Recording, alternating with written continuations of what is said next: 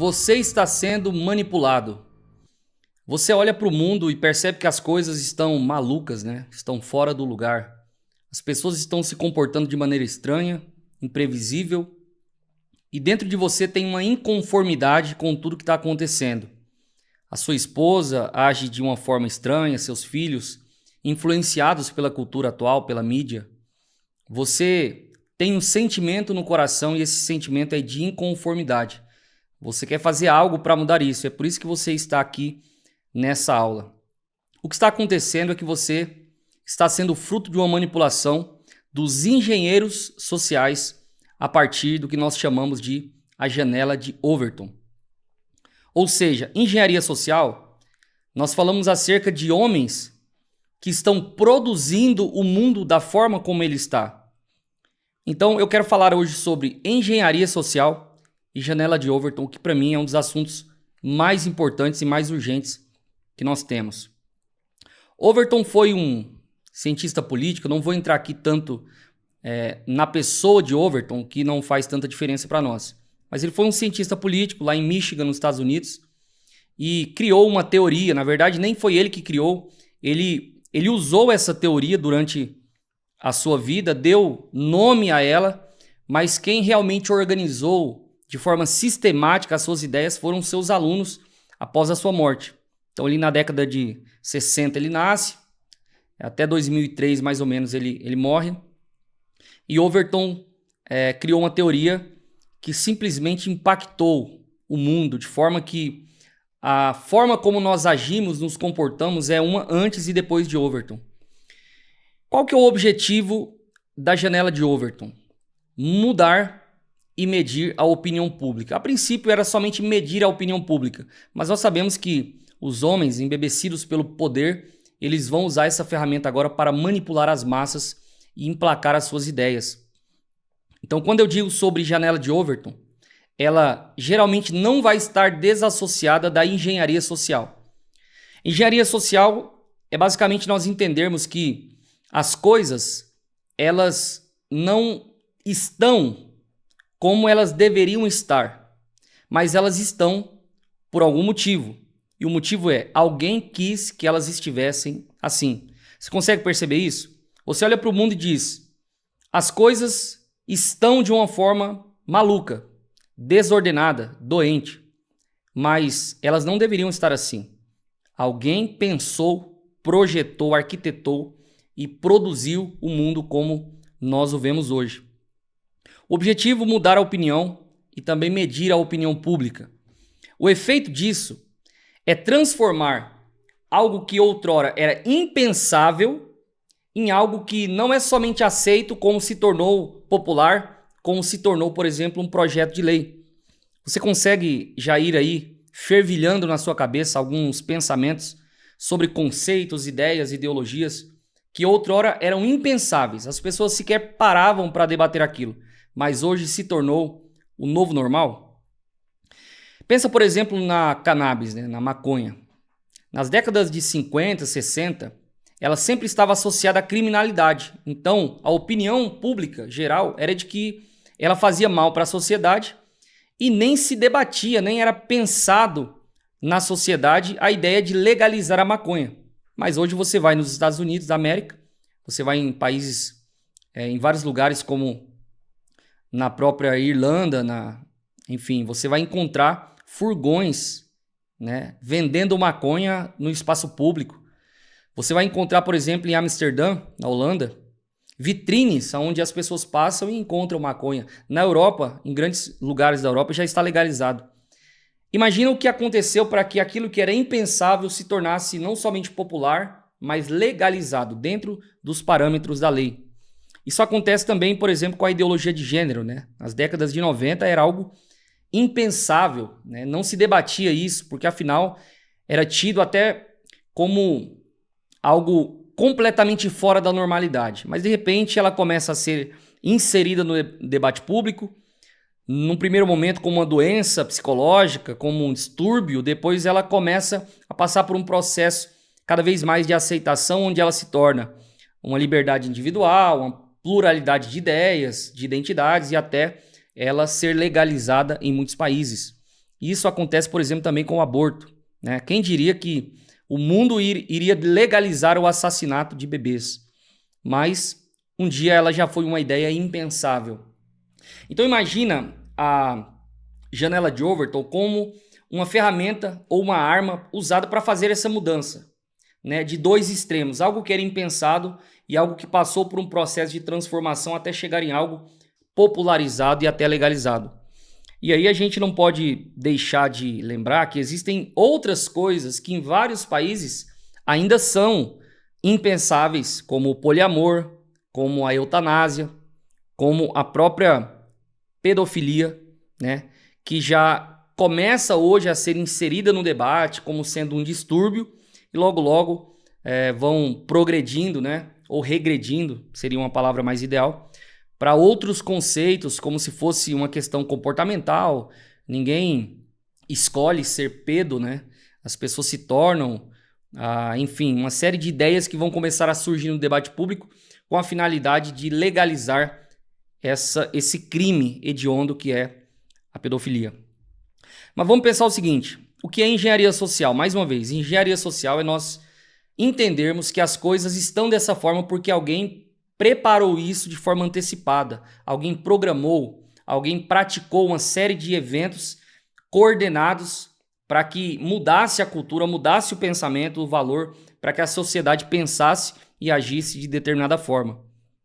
Agora pensa comigo, normalmente, né, historicamente, as ideias progressistas elas não são bem aceitas pela sociedade. Apenas 30% em média da sociedade aceita alguma ideia progressista de forma quase que imediata. 70% da população tende a ser conservadora por vários motivos. O motivo da racionalidade, da razão. Por que geralmente as ideias progressistas não são bem aceitas? Porque elas não têm racionalidade.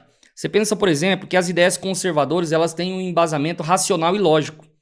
A identidade de gênero ela não é uma ideia lógica, certo? Eu me sinto uma coisa que eu não sou, me sinto uma mulher só que eu tenho um corpo de homem. Isso é ilógico, porque afinal a biologia mostra que só existem dois sexos, o masculino e o feminino. Então o que acontece? É ilógico porque de repente eu aqui me sinto a pessoa mais linda do mundo e nisso nós podemos concordar, né? Mas imagina, por exemplo, que eu me sinta um piloto de avião. Você vai entrar nesse avião comigo? Eu acredito que não, porque afinal eu não sou. Eu não passei pelo processo de treinamento para me tornar um piloto. Então foge à racionalidade. Por isso que pensamentos conservadores passam pelo processo da racionalidade e também pela ciência, né? Enfim, o segundo motivo que as pessoas são conservadoras, naturalmente, é pela questão da segurança. Ideias conservadoras são aquelas que foram testadas e aprovadas durante a história. Aquelas que deram errado, descartaram. As que deram certo, a gente preserva, conserva. Por isso a ideia de conservador. Então nós conservamos coisas que foram testadas. E tudo que é novo, que chega até nós, a gente vai aderir de forma gradual e testando também ao longo do tempo. Tudo que é rejeitado, tudo que falha no processo, a gente rejeita. Tudo que passa no teste, a gente acaba aceitando. Isso é um processo natural da sociedade. Também a questão de cosmovisão, ou seja, de visão de mundo. Nós estamos inseridos em uma civilização ocidental, cuja cosmovisão é judaico-cristã. Os valores que nós carregamos têm a ver com a religião também.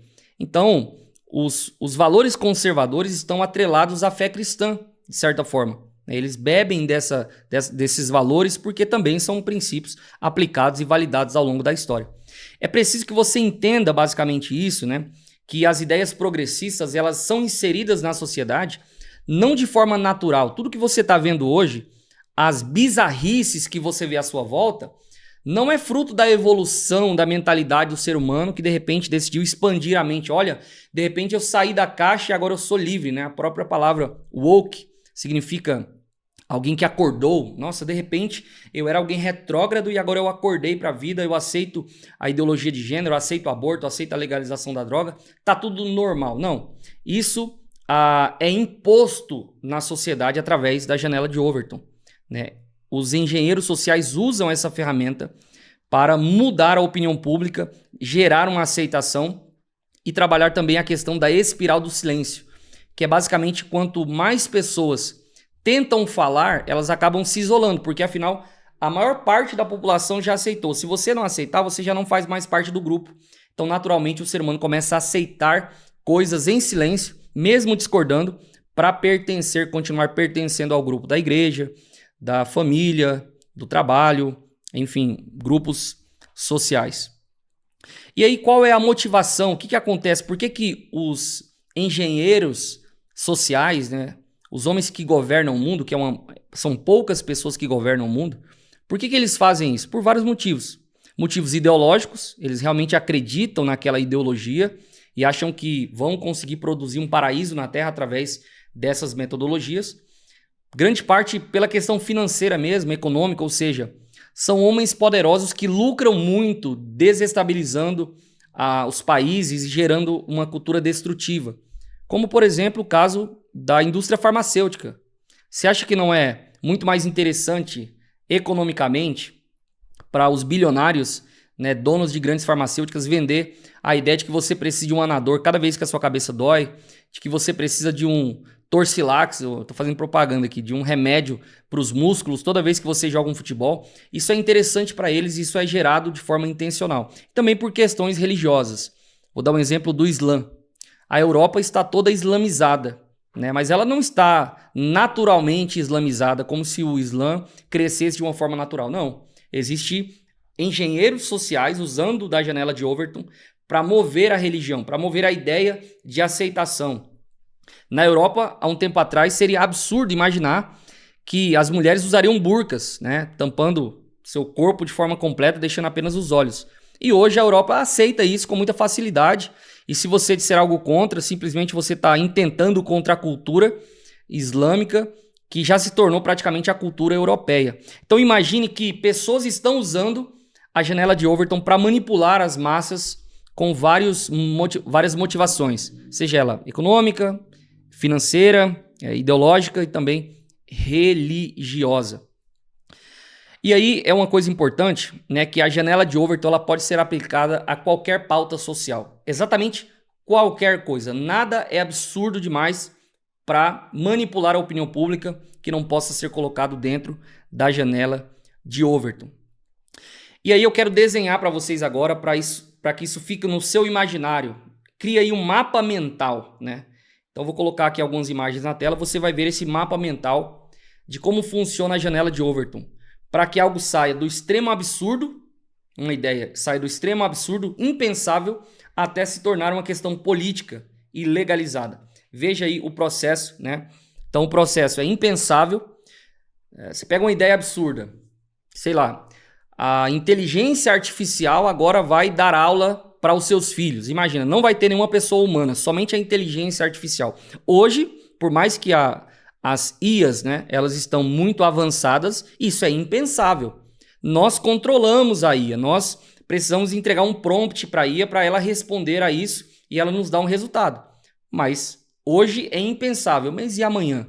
Né? Então algo é impensável. De repente, quando surge o debate, daqui a um tempo, quando surgir o debate público sobre a IA, a inteligência artificial, dar aula para o seu filho, você vai considerar isso muito radical. Não, isso é muito radical, isso é um extremo, uma possibilidade bem ínfima lá na frente, até que ela sai do impensável para o radical. Ou seja, já está no debate público.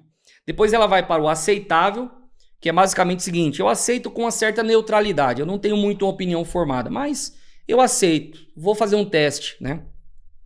Depois ela passa para o processo do sensato, e aí, meu amigo, no sensato você já praticamente abraçou sem perceber, né? Já é aceitável. É uma pessoa que discorda, é uma pessoa insensata. Não, você é insensato, como assim? Nós progredimos tanto, criamos uma inteligência artificial, como é que ela não pode dar aula para o meu filho? Então, se você discorda, você está me ofendendo. Começa aí um processo de aceitação muito grande. E aí, meu amigo, ela se torna popular, que é o penúltimo nível. Uma vez que ela é popular, ela se torna um novo normal. As pessoas já nem debatem tanto sobre aquilo, porque afinal ela é aceitável, é popular, está todo mundo concordando com essa ideia, até que ela chega no último estágio, que é a questão política, ou seja, ela ser transformada em um projeto de lei e não ser mais apenas uma exceção aceitável, ela se torna a própria regra do jogo, e se você não aceita, aí você vai sentir o rigor da lei, seja uma prisão, Então, assim, para resumir, vou traduzir de forma simples para você todo esse processo da janela de Overton, de como os engenheiros sociais usam. Eu estou repetindo aqui para ser bem didático, para você não esquecer. Então, como os engenheiros sociais usam a janela de Overton para manipular a opinião pública, para sair de uma ideia inaceitável, impensável, até uma ideia aceita e também tornada a regra do jogo, a própria política, ou seja, a legalização, a institucionalização. Impensável, ninguém pensa no assunto. Né? Se você quiser anotar aí, impensável, ninguém pensa no assunto. É realmente impensável. Né? Comer comida de cachorro no Brasil é impensável, ninguém para pensar isso. Você não vê na internet, você não vê na aula, você não vê na universidade, ninguém está falando disso. Até que, então, você começa a inserir e vai para o segundo nível, que é o nível do radical. Ou seja, existe o debate público, mas é radical demais para a gente debater. Não, isso é um extremo, né? Então, se é considerado radical, é porque alguém começou a considerar a possibilidade. Você começa a perceber a mudança? E aí começa a quebra do tabu, né? Poxa, isso já não é mais um tabu. Na China se come carne de animal, né? Na China, as inteligências artificiais dão aula para as crianças. Então começa a quebra do tabu. A discussão passa a acontecer. A maioria é contra, mas ainda é curiosa, porque é um assunto interessante. Vamos concordar que inteligência artificial dando aula para humanos é interessante, isso aguça o pensamento, isso é viral na internet, as pessoas vão postar rios sobre isso, e ela vai, sem perceber, nós mesmos que somos contra essa ideia, que somos conservadores, que somos cristãos, começamos a viralizar sobre isso, a falar sobre isso, e aquilo que parecia absurdo na nossa cabeça já não é tão absurdo, porque afinal a gente falou tanto disso que a gente conseguiu identificar um outro ponto de vista. Então passa pela aceitabilidade, né? Terceiro nível.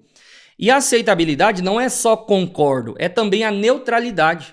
É também o não quero falar disso, mas tudo bem vocês aí praticarem comer carne de animal, tudo bem vocês aí aceitarem seus filhos serem ensinados por uma inteligência artificial. Então você aceita e também é neutro, você já não luta mais contra aquilo. Antigamente não. Antigamente você ia para o Natal e quando tocava no assunto você se opunha. Não. O meu filho não vai ser ensinado por inteligência artificial. Na minha casa nós não comeremos cachorro. Até engraçado, mas é assim que acontece. Mas hoje você já não debate mais. Você já não tem força mais para debater. Significa que você está sofrendo os efeitos da engenharia social a partir da janela de Overton. Né? E aí, na aceitabilidade, tem aquela parte também de eu respeitar a sua opinião. Tudo bem, mas respeita a minha opinião, então eu acabo ficando neutro. Depois vem a quarta etapa, a parte da sensatez, né? O que é sensato. Então a maioria aceita, embora com ressalvas. Eu aceito, mas tem que ser dessa forma. Eu aceito, mas não quero fazer. Eu concordo, mas não quero praticar. Enfim, já não lutam mais contra. A quinta etapa é quando se torna popular, ou seja, a ideia se torna o novo normal. Anormal é você não fazer isso. Anormal é você não praticar, você comer um cachorro no restaurante. Poxa, a gente sai com a esposa toda sexta-feira à noite para comer uma comida de cachorro. Imagina, isso se torna popular, é uma ideia absurda, né? E aí tem uma parte que é neutra, tem uma parte que aceita para não ficar isolada socialmente. E aí a última, obviamente, se torna uma lei, né? Aquilo que era ilegal se torna legalizado e a própria regra do jogo. Eu quero ser enfático agora para falar da janela de Overton e eu vou dar um exemplo para vocês e nós vamos caminhar agora dentro de um passo a passo de uma ideia que é inconcebível hoje, mas que nós vamos passar por todas as etapas da janela de Overton para que você entenda.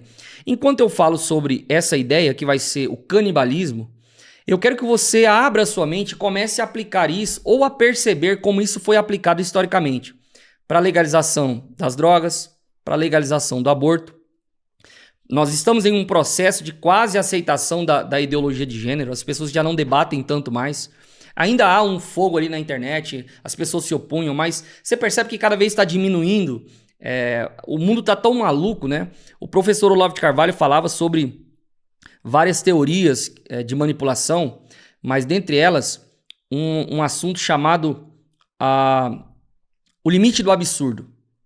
Todo ser humano tem dentro de si um limite do absurdo. Então, tudo que é absurdo demais e você ouve com muita frequência na mídia, no jornal, na rádio, na TV, no entretenimento, a sua mente acaba desistindo de se opor àquilo porque você já está sendo tão pressionado que se você não tiver valores muito convictos, você atinge o limite do absurdo e você fica meio estático, você já não tem mais tanta reação, né? E tem também um outro exemplo que o professor Olavo de Carvalho dizia que eu vou falar daqui a pouco. Mas imagina aí, vamos lá, vamos caminhar dentro dessa proposta. Comer carne humana, né? Ela tá no limite do impensável. Ela tá aqui na janela de Overton, do lado direito, obviamente. E aí você precisa mover essa ideia do canibalismo. O que acontece? Um grupo de turista americano é comido por uma tribo canibal. Tem lá uma notícia. Olha, pessoas foram devoradas por uma tribo indígena canibal no meio dos Estados Unidos, na África, no Brasil, em algum lugar. Beleza. Segundo passo é que os jornais do mundo agora vão noticiar, provavelmente de forma negativa. Mas olha só, o importante é falar de mim, não importa se falem bem, se falem mal. Já ouviu isso? É exatamente assim. Vão noticiar e muitas vezes vão ser pagos para noticiar falando mal, mas a intenção é falar, porque se falar bem, no primeiro momento, vai ser obviamente rejeitado. Então, não vai funcionar o processo de manipulação, processo de lavagem cerebral. Então é importante que seja falado, desde que fale mal, mas que fale. A palavra canibalismo passa a ser uma das palavras mais ouvidas do mundo. Imagina, todo tempo na mídia, na internet, as pessoas, como eu disse, passam a usar essa palavra para viralizar um vídeo, mesmo sendo contra, fazendo meme na internet, a palavra se torna viral e a mais falada do mundo. Logo, especialistas são chamados em jornais para falar sobre culturas que exercem a prática do canibalismo. Ainda é uma coisa horrível, né? Canibalismo. Mas calma, olha, eu sou especialista, eu estudei, as pessoas não entendem, são ignorantes. Existem culturas que pensam assim, tá tudo bem. Paralelamente, ONGs são financiadas, né, para fazer pressão para você respeitar as tradições e as culturas do mundo. E aí você vai perceber que essa é a máfia das ONGs. Elas existem para isso. A grande parte, né? Eu sei que existem minorias de ONGs realmente fazem um trabalho sério, mas a maior parte delas, Greenpeace, tantas outras, a Greta, né? A Greta Thunberg, péssimo para falar nomes gringos aí, mas a Greta, ela é esse personagem que é financiada para alimentar, né, o imaginário público com uma pauta, para defender uma causa de algum bilionário. Então imagina, de repente desperta ainda mais o interesse pela polêmica, porque afinal eu não concordo, mas aí vem uma pessoa e diz que concorda, que diz que tem que respeitar isso, eu não concordo, eu me revolto, eu vou falar mais sobre isso. E aí o que acontece? A partir daí, os engenheiros sociais vão coletar essas informações de discordância. Para quê, meu amigo? Para fazer algo chamado contorno de objeção. O que é o contorno de objeção? Muitas vezes, empresas de carro, por exemplo, elas fazem esse experimento de contratar pessoas aleatórias para ir em uma determinada loja para fingirem que estão comprando. E nesse processo de fingirem que estão comprando, elas vão discordar do carro. Não gosto desse carro por isso, eu não gostei do atendimento por aquilo. Para elas gerarem objeções em relação àquele produto, para que a empresa pegue essas objeções e agora crie novos argumentos para convencer as pessoas. É exatamente isso que a janela de Overton faz. Houve o debate público sobre aquele assunto, a ideologia de gênero. Eu não concordo porque eu sou cristão. Eles vão encontrar um argumento para contornar essa objeção. Eu não concordo porque é ilógico. Eles vão encontrar um argumento para rebater isso. Eu não concordo porque é anticientífico, ou seja, a ciência mostra que pessoas são prejudicadas com depressão, com suicídio, outras coisas. Eles vão encontrar novas pesquisas científicas, vão ser forjadas aqui e acolá, para fazer contorno de objeção. E aí vem a segunda fase, né? Que é a diferenciação e normalização. Então agora eu começo a diferenciar. Não, mas peraí, ó, é que a gente estava falando de canibalismo e vocês estão confundindo canibalismo com o consumo de carne humana. Peraí, não é a mesma coisa? Mas aí começa um processo semântico de manipulação, de diferenciar as duas coisas para que então você possa normalizar, né? Não, canibalismo eu concordo que é uma coisa horrível, né? As pessoas matam alguém na floresta e tal, mas já pensou se o consumo da carne humana não traz benefícios para o mundo? E aí começa então O absurdo, né, deixa de ser um tabu. A mídia começa, por meio de especialistas, a começar a mostrar, por exemplo, que não há risco em você consumir carne humana. Olha, pesquisadores de Oxford descobriram que não traz risco nenhum para a saúde humana consumir carne humana. Olha que absurdo, mas nós já estamos num processo em que a sociedade, de certa forma, aceitou pelo menos o debate.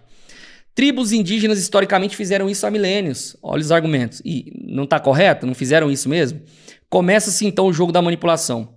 E aí surgem questões humanitárias também. Imagina alguém dizer para você assim, olha, enquanto você é contra a ideia de consumir carne humana, existem milhões de pessoas passando fome no mundo. Será que não é mais humano você pensar na possibilidade das pessoas consumirem a carne de pessoas que já faleceram de causas naturais, mal súbito? Eu não estou falando de assassinato, isso é impensável até então. E de repente começam a argumentação. Alguns afirmam, doar o seu corpo para o consumo é algo tão nobre que pode ser equiparado à doação de órgãos. Olha que coisa absurda, mas nesse contexto já não é tão absurdo. Agora eu jogo a carta da humanidade, a carta dos direitos humanos. As pessoas têm direito de viver, por isso você não pode desperdiçar a carne humana. Terceira fase, então, é da reinterpretação religiosa e moral. Alguns, obviamente, irão. Isso é herético, você consumir carne humana, isso é anticristão. Obviamente, aqueles que são cristãos vão fazer a defesa correta disso. Mas aí surgem outros cristãos progressistas, né? Posso citar vários aqui para vocês da atualidade, mas vamos só imaginar aqui, que vão criar uma teologia no seguinte sentido. Jesus doaria o seu corpo para consumo, porque ele pensa no pobre. Jesus doaria o seu corpo e aceitaria alguém doar o seu corpo, porque isso é uma prova de amor. Vão usar a palavra amor e significar simplesmente o canibalismo, vão ressignificar para o canibalismo. Isso vai acontecer, isso acontece o tempo todo com determinados assuntos. E aí, né, a mídia começa a usar sensacionalismo, vão mostrar milhões de animaizinhos indo pro abate, vão ficar enfatizando o quanto animais sofrem nos abatedouros, até que você então começa a ser sensibilizado por isso, né? E aí vem toda a pressão da mídia, vem a religião, né, sendo usada de forma deturpada, vem as ONGs, né? Vem os militantes dizendo meu corpo, minhas regras. Se você não quer doar o seu corpo para consumo, tudo bem, mas eu vou doar o meu. Meu corpo, minhas regras. É a mesma coisa que acontece no caso do aborto. É a mesma coisa e isso é uma coisa que a gente tem visto com muita frequência. E aí a quarta é a mobilização política e científica, né? O slogan Meu Corpo, Minhas Regras aparece. Começam a aparecer baixo-assinados, né, para pessoas que querem aprovar um projeto de lei, né, para o apoio ao consumo de carne humana. Você vai ter também pseudocientistas que lançam matérias e artigos forjados, né, tendenciosos, com algumas informações. Obviamente, a carne humana é uma proteína. Então, se você consome, não tem benefício. Então, eles vão usar de forma isolada alguns princípios para enganar você.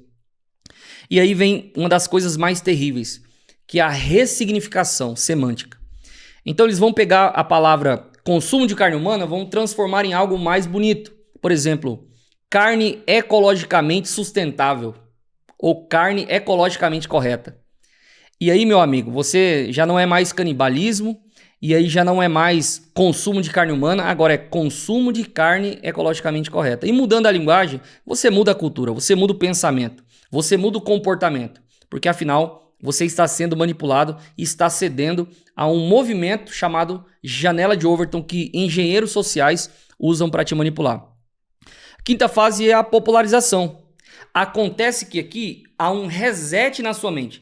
Tudo aquilo que nós falamos há muitos anos sobre consumo de carne humana, canibalismo, tudo aquilo passou. Nós estamos em uma nova era, nós estamos pensando numa vida sustentável, nós estamos pensando na humanidade, no fim da fome, e por isso nós queremos oferecer para vocês a primeira loja de consumo de carne ecologicamente correta, ecologicamente sustentável, né? E aí começam, por exemplo, a FAO, né, a Organização das Nações Unidas, responsável pela alimentação e pela agricultura, começa a premiar pessoas que criam projetos sustentáveis no consumo de carne ecologicamente correta. Imagina, isso acontece hoje com várias pautas. Quem é que financia a ONU, né? A gente sabe que a ONU é uma farsa, né?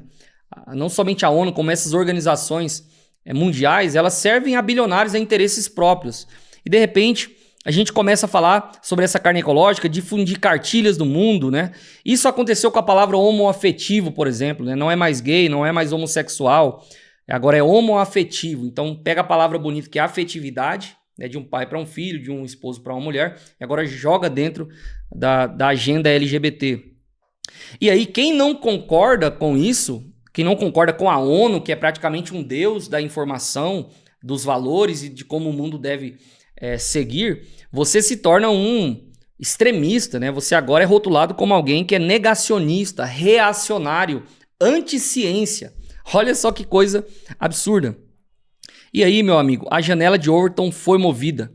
A maioria aceita já. Algumas pessoas ficam neutras, outras fazem silêncio por conta da pressão, da espiral de silêncio.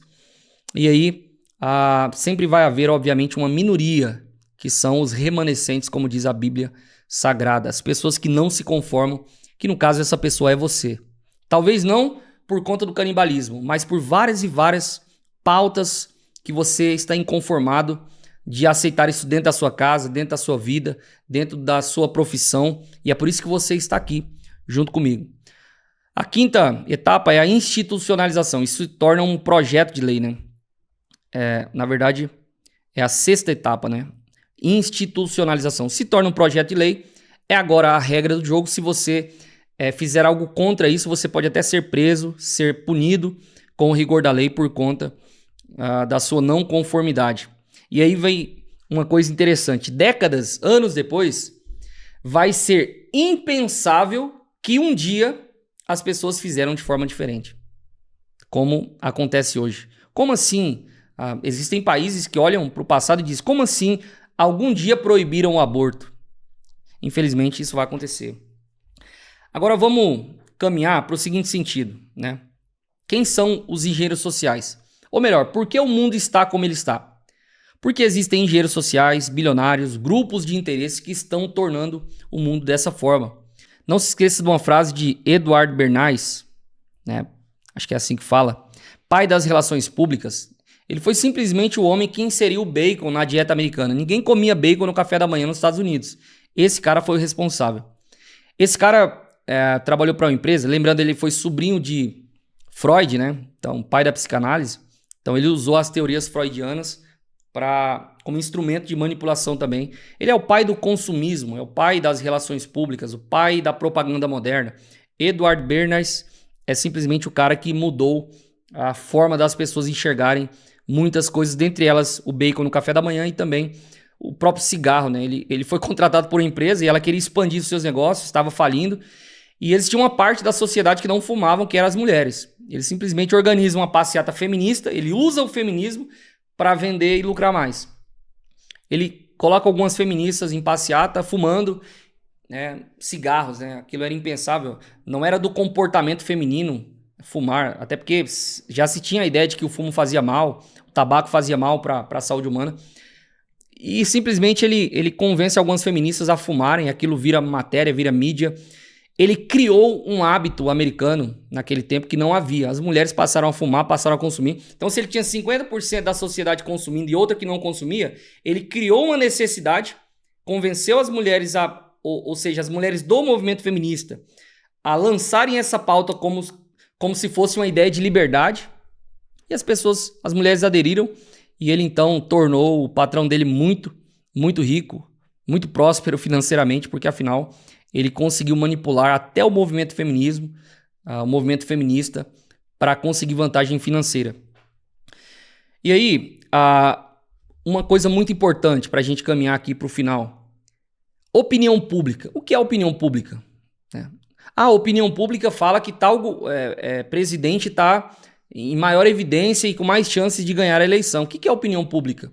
Quem é que liga para a opinião pública?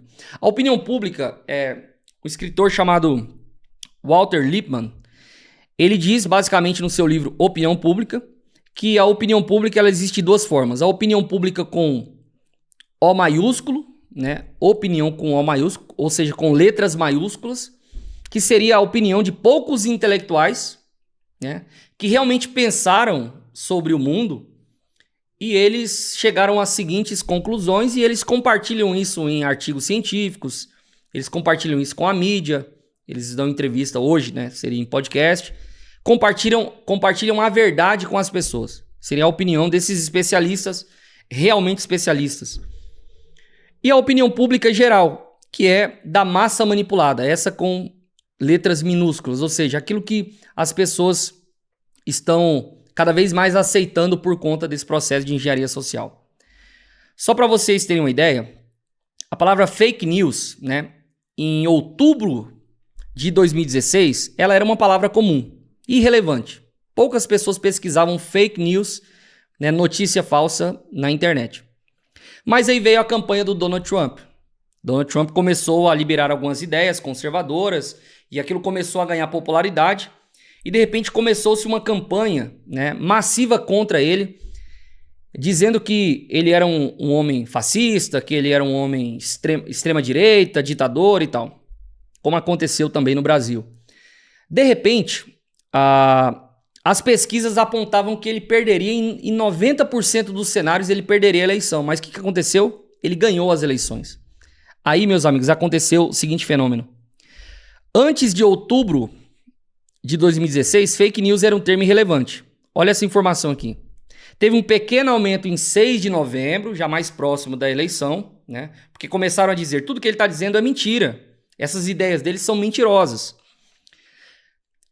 E de repente estourou na semana de 13 de novembro de 2016. Ela chegou a 11 pontos de popularidade. Depois bateu 59 pontos, 87 pontos, até o recorde de 92 pontos de popularidade, já em 2017, quando ele estava eleito. Então a justificativa que eles criaram para dizer que ele foi eleito, mesmo estando em 90% das pesquisas como alguém que não seria eleito, foi dizendo que ele promoveu fake news. E aí acredite, a palavra fake news foi a palavra mais pesquisada daquele tempo, quebrando todos os recordes, né? Por conta da narrativa. Eles criaram uma narrativa, precisavam fazer as pessoas acessarem essa informação, pesquisarem sobre isso. Ou seja, eles pegaram a janela de Overton e moveram ela para um outro lado. E até hoje usam a narrativa da fake news para criar inquéritos no Brasil, perseguir políticos, perseguir pessoas que exercem a sua liberdade de expressão. Isso aconteceu, por exemplo, na Revolução Russa, né? Na União Soviética. Havia um jornal de Lenin, o Pravda, né? Que significa basicamente verdade na língua russa, Pravda. E o Pravda era o jornal que produziu a Revolução Russa. Era o único jornal praticamente. E era um jornal que você não podia se opor. Tudo que era colocado no Pravda era a verdade. Uma verdade a qual ninguém poderia se opor. Então eles criaram, a partir do Pravda, a janela de Overton, mudando o pensamento de todas aquelas pessoas para então elas conseguirem manipular e, enfim, chegar aos finalmente daquilo que elas queriam fazer. Agora preste atenção, a ferramenta da janela de Overton ela é neutra. Ela serve para você mudar uma opinião da esquerda para a direita e também da direita para a esquerda. Então, se a ideologia de gênero ela sai de impensável para político, ou seja, projeto de lei, nós podemos usar e devemos usar, e aqui é o ponto dessa aula, talvez o ponto alto dessa aula, é que nós que estamos inconformados precisamos usar a janela de Overton para transformar ideias que hoje são projetos de leis, como o próprio aborto, passar novamente pelo processo de se tornar algo impensável novamente, que é normalizar as coisas. Sair de político para algo que é até popular, para algo que até parece ser sensato, parece ser aceitável, algo que é radical demais e algo que é impensável. E aí eu quero convidar vocês a essa reflexão, mas também a uma ação. Como usar a janela de Overton? Edmund Burke, né, um dos grandes pensadores conservadores, ele disse: para que o mal triunfe, basta que os bons não façam nada. Então a janela de Overton pode ser tanto uma arma quanto uma ferramenta. Ela é uma arma nas mãos de pessoas más e ela pode ser uma ferramenta na mão de pessoas de bem como você.